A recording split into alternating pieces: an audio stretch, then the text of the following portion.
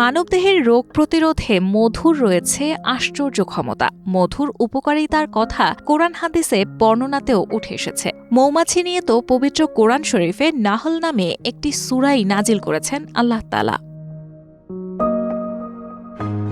হযরত জাবির রাদিয়াল্লাহু আনহু হতে বর্ণিত আছে, তিনি রাসূলুল্লাহ সাল্লাল্লাহু আলাইহি ওয়াসাল্লামকে বলতে শুনেছেন, রোগমুক্তির জন্য ৩টি পদ্ধতিকে গুরুত্ব দিয়েছেন, আর সেগুলো হলো শিঙ্গা লাগানো, মধুপান এবং আগুনের দাগ নেওয়া।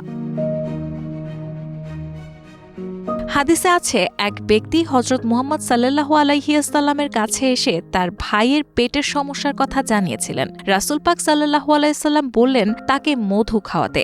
লোকটি দ্বিতীয় দিন এসে বললেন তার ভাইয়ের পেটের ব্যথা কমেনি, বরং আরও বেড়ে গেছে মধু খেয়ে। মহানবী সাল্লাল্লাহু আলাইহি ওয়াসাল্লাম এই কথা শুনে আবারও বললেন আরও মধু খাওয়াতে, কিন্তু এতেও কাজ হলো না। তৃতীয় দিন এসে যখন ওই ব্যক্তি নবীকে বললেন তার ভাইয়ের অবস্থা খারাপ, কোনোভাবেই কাজ হচ্ছে না, তখন মহানবী বললেন, আল্লাহ তাআলা সত্য বলছেন, তোমার ভাইয়ের পেটই মিথ্যা।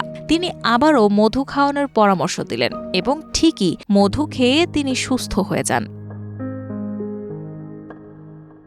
বলা হয়, জান্নাতে মহান আল্লাহ তার প্রিয় বান্দাদের যেসব নিয়ামত দেবেন তার অন্যতম হল মধু।